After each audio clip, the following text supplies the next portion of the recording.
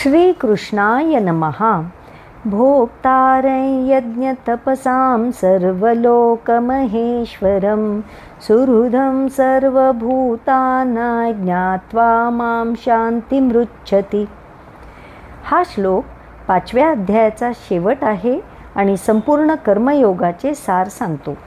भगवंत सांगत आहेत, मी सर्व यज्ञ तपांचा भोक्ता आहे, मी सर्व लोकांचा महेश्वर आहे आणि सर्व भूतांचा खरा सुहृद आहे। जो साधक मला या त्रिविध स्वरूपात जाणतो तो खरी शाश्वत आंतरिक शांती प्राप्त करतो। परमेश्वर कसा आहे?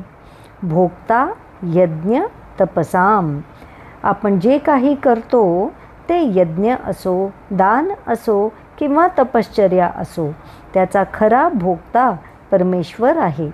या जगातील सर्व कर्माचे भोगते भगवंत आहेत। यज्ञ आणि तप यांच्या माध्यमातून आपण जेव्हा इतरांच्या हितासाठी कर्म करतो त्या तपातून भगवंत अभिव्यक्त होतो। भगवंत सर्व लोक महेश्वरम आहेत, ते सर्व लोकांचे आणि त्यातील जीवांचे स्वामी आहेत। तोच पालनकर्ता, रक्षणकर्ता आणि अधिपती आहे। भगवंत सुहृदं सर्वभूतानां म्हणजे लोकेश्वर तर आहेतच, पण प्रत्येक जीवाच्या अंतःकरणातील सखा आहेत। प्रत्येक जीवाच्या हिताचा, कल्याणाचा खरा मित्र आहे। जे जे देखिले भूत तेची मानिले भगवंत, हे त्याचे प्रत्यक्ष दर्शन आहे। ही आहे भक्ती साधना, हाच भक्तियोग आहे। शास्त्रसंमत विचाराप्रमाणे सृष्टीचे सर्व व्यापार चालवणारा भगवंत सर्व लोक महेश्वर हे आहे परोक्ष दर्शन। ही आहे ज्ञानसाधना, हाच आहे ज्ञानयोग।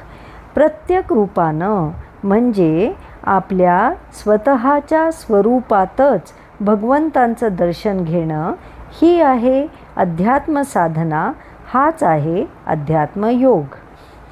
कर्मयोगाच्या मार्गानं व्यावहारिक समत्व, भक्तियोगाद्वारे भावनात्मक समत्व, ज्ञानयोगाद्वारे चैतन्यात्मक समत्व, अध्यात्मयोगाद्वारे सर्वात्म समत्व, या 4 मार्गाने समत्व प्राप्त करून घ्यायचे, हाच गीतेचा मुख्य विचार आहे।